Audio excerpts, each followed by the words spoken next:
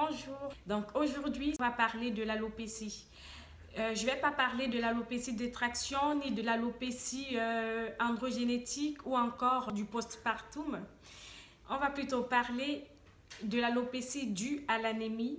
L'alopécie due à l'anémie est due au manque de fer dans l'organisme. Ce manque de fer va provoquer des pelades et ensuite chute de cheveux.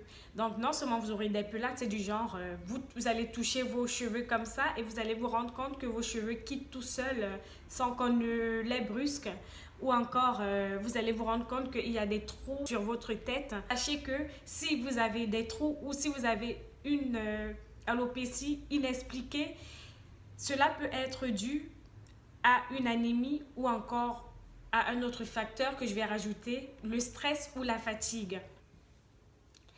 Alors, la solution dans ce cas, c'est d'aller chez votre médecin, faire des analyses de sang, et si effectivement vous avez un manque de fer, si vous êtes anémié, vous allez tout simplement manger des produits riches en fer, ou encore vous allez prendre des compléments alimentaires riches en fer. Les premiers gestes pour éviter l'alopécie, pour éviter que ça s'aggrave, je vous conseille d'arrêter tout simplement l'utilisation des gels pour plaquer ou pour redéfinir vos boucles. Je vous conseille également de ne pas utiliser les perruques, de ne pas utiliser les peignes sur vos cheveux parce que le cheveu crépus n'a pas besoin d'être peigné pour être démêlé. Donc je vous conseille également de ne plus utiliser le thé ou bien le thym sur vos cheveux parce que nos cheveux sont complètement différents. Je vais parler du thé en fait. Je vais vous donner un exemple. Le thé contient des substances qui favorisent la pousse et qui empêchent l'alopécie. Et j'ai vu que la plupart des filles qui ont l'alopécie utilisent le thé pour combattre cette alopécie-là, alors que ce n'est pas forcément vrai. Le thé, en fait, dessèche le cheveu et provoque la casse du cheveu. Ça dessèche les cheveux parce que ça régule le sébum. Dans le thé, en fait, c'est un régulateur des sébums. Or, déjà, nous, on est en manque de sébum. Donc, le thé est plutôt adapté aux cheveux de type caucasien, mais pas aux cheveux crépus, pas aux cheveux frisés.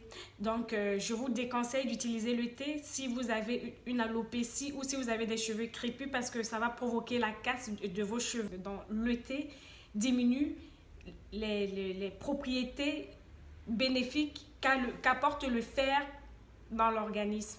Donc, quand je vous dis de ne pas utiliser le thé, vous pouvez remplacer le thé par les feuilles de goyave ou encore par les feuilles d'hibiscus. Parce que l'hibiscus est un shampoing naturel.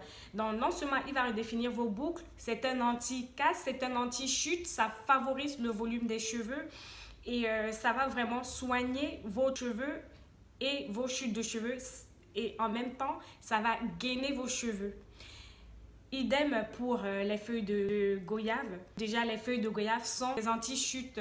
Ce sont des traitements, sont des soins extrêmement puissants qui luttent contre la chute de cheveux chez le noir, donc sur le cheveu crépus.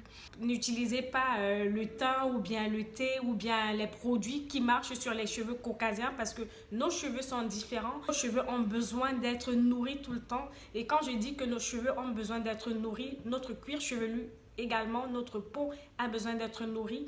Et donc, le fait, par exemple, d'utiliser l'huile de palme, l'huile de palmiste, l'huile d'arachide sur vos cheveux, ce sont déjà des huiles anti-chute, anti-pelliculaires qui luttent contre tout type de maladie du cuir chevelu. Donc, ça sera tout simplement bénéfique pour vous.